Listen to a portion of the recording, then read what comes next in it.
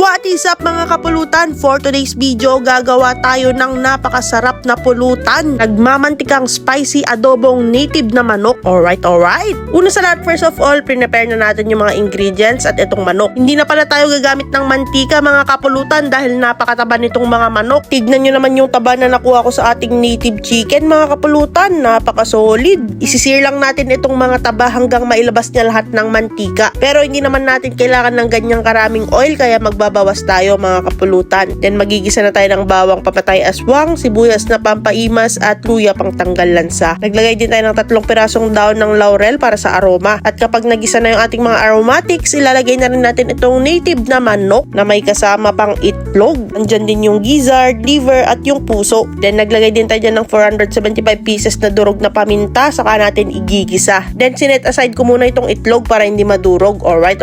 Then tatakpan natin to ng mga 20 minutes hanggang magmantika na siya mga kapulutan. Yung napiprito na rin siya sa sarili niyang mantika. Pag andito kayo, napakabango nito. At kapag na-sear na yung ating mga manok, okay na yan. Babawasan lang natin yung mantika kasi masyadong marami. Saka natin titimplahan ng toyo, parang jowa mo, konting MSG na pampalasa, pero optional lang yan. Kung ayaw mong lagyan, edi wag. Alright. Hahaluin lang natin ng may kasamang pagmamahal, saka tayo mag-a-add ng water. And papakaluin natin to hanggang lumambot mga kapulutan. Mga 3 to 4 times ako nag-add ng water dito kasi hindi pa siya malambot pero natutuyo na siya. At habang pinapalambot ang ating mga manok, mamimigay muna tayo ng pulutan with Tanduay products and Uncle Tom products. At ang nanalo ay si Kapulutan Glowell. Di-deliver ko sana sa kanya kaso sabi niya nagpapasada daw siya kaya pipick upin na lang niya. Alright.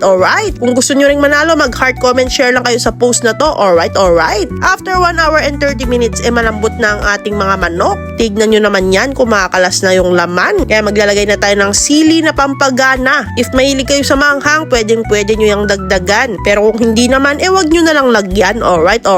Maglalagay din tayo dito ng konting oyster sauce para sa umami at konting tamis. Sa asim na kaya kang pakiligin, syempre, Uncle Tom Sukang Iloco. Kung gusto nyo umorder ng ganitong suka, ilalagay ko yung link dyan sa comment section para madiretso kayo sa kanilang Shopee page. Alright. At kapag naluto na yung suka, pwede nyo na yung halu-haluin. Sisimmer lang natin ng mga 5 to 10 minutes at sheesh! Meron na tayong napakasarap na nagmamantikang spicy adobong native na manok. Tignan nyo naman yan mga kapulutan. Sarsa pa lang, taob na ang isang kalderong kanin. Ilagay mo lang yung mantika sa bahaw na kanin, ay sus! Sirang-sira ang diet mo dito, sinasabi ko na sa'yo. Napakasolid na ulam at pwede ring pulutan. Shoutout pala kay Idol Ronald Ganaden from San Juan, La Union na nagbigay sa atin ng native na manok. Napaka-quality ang lalaman at ang tataba. Napaka-solid at napakasarap. Wala na naman akong masabi kundi alright.